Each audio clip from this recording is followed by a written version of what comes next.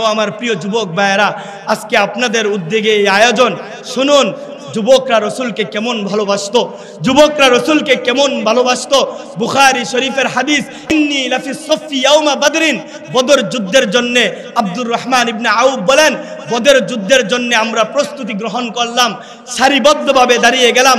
ফাইদিল তাফাত্তু ফাইদা আন ইয়ামিনি ওয়া আন ইয়াসারি ফাতায়ান হাদিসা সিন্নি, আমি আমার ডানে বামে তাকিয়ে দেখলাম অল্প বয়সী দুইটা যুবক। বলেন সুবহানাল্লাহ। যুদ্ধের মাঠ। আব্দুর রহমান ইবনে আউফ বলেন, আমি আমার ডানে তাকাইলাম বামে তাকাইলাম, দেখলাম দুইটা টকবকে যুবক, দুইটা টকবকে অল্প বয়সী যুবক। ফাকা আন্নী লাম আমান বিমাকানিহিমা, আমি আমাকে ওই স্থানটির মধ্যে নিরাপদ মনে করলাম না। আমি ভাবলাম, আরে কুফার শক্তি যদি আমার উপর আক্রমণ করে আমাকে কে রক্ষা করবে? আমার দুই পাশেই অল্প বয়সী যুবক, তাদের থেকে তো আমি সাপোর্ট তেমন বেশি পাবো না।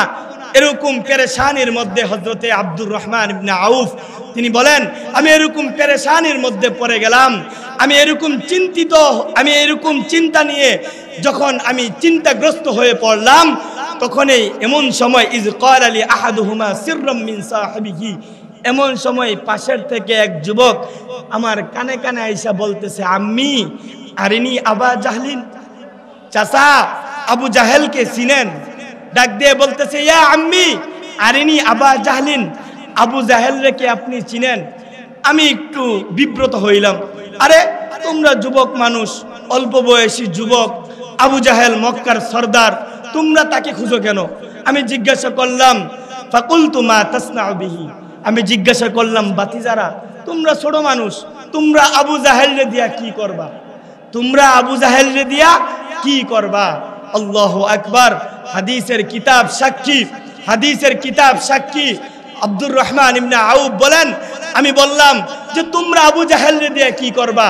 তখন এক পাশের যুবক আমার কানে কানে বলতেছে, আহাতুল্লাহ, আমি আমার মালিকের সঙ্গে একটি অঙ্গীকার করে এসেছি, ইন রাআইতুহু আন আকতুলাহু আও আমুতা দুনাহু, আমি আমার মালিকের সঙ্গে এই যুদ্ধের মাঠে আসার আগে একটি অঙ্গীকার করে এসেছি যে আবু জাহেলকে দেখার পরে হয়তো আবু জাহেল শেষ হবে, না হয় আমি শেষ হব।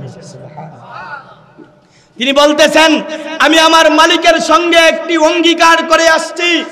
আমি শুনেছি যে এই আবু জাহেল রসুলকে অনেক বেশি কষ্ট দিয়েছে। আমি শুনেছি এই আবু জাহেল নবী আলাইহির রহমা নামাজে দাঁড়াইলে নবীর শরীরের উপর উটের নাড়িবুড়ি দিয়ে দিছে, নবীজিকে বারবার কষ্ট দিয়েছে। আমি এই কথা শুনেছি, এই জন্য আহাতুল্লাহ ইন রাআইতুহু আন আকতুলাহু আও আমুতা দুনাহু, আমি এই শপথ করে এসেছি যে আবু জাহেলকে দেখার পরে হয়তো আবু জাহেল শেষ হবে, না হয় আমি শেষ হব, আমিও থাকবো আবু জাহেলও থাকবে, একসাথে দুইটা হতে পারে। এরকম সময় আরেকটা পাশের যেই যুবক ছিল, ওই যুবকও কানের মধ্যে আইসা সেম কথা বলতেছে যে চাচা আবু জাহেলরে আপনি চিনেন? তো জিজ্ঞাসা করলো কিসের জন্যে? বলতেছে যে আমি আমার ঘর থেকে আসার আগে একটি শপথ করে আসছি যে আবু জাহেলকে দেখার পরে হয়তো আবু জাহেলকে শেষ করে ফেলবো, না হয় আমি শেষ হয়ে যাব। আল্লাহু আকবার। আব্দুর রহমান ইবনে আউফ বলেন, আমি এটা মামুলি বিষয় মনে করলাম, খামখেয়ালি বিষয় মনে করলাম, কারণ বাচ্চাদের কথা কত কথাই না বলে পোলাপাইন, এরকমভাবে আমি কথাটা উড়াইয়া দিলাম, আমি ততটা গর্জে নিলাম না। একটু পরেই দেখি আমার সামনে দিয়ে আবু জাহেল যাচ্ছে, একটু পরেই দেখি একটা ঘোড়ার উপর সওয়ার হয়ে আবু জাহেল আমার সামনে দিয়ে যাচ্ছে। চিন্তা করলাম, বাতিজা দুইটা যেহেতু দেখতে চাইছে, দেখায়া দেই, দেখি এরা কি করে। হযরতে আব্দুর রহমান ইবনে আউফ আশারায়ে মুবাশশারাদের মধ্যে একজন, হ্যাঁ, দুনিয়াতে যেই জান্নাতের সার্টিফিকেট 10 জন পেয়েছেন, এদের মধ্যে একজন হলো হযরতে আব্দুর রহমান ইবনে আউফ।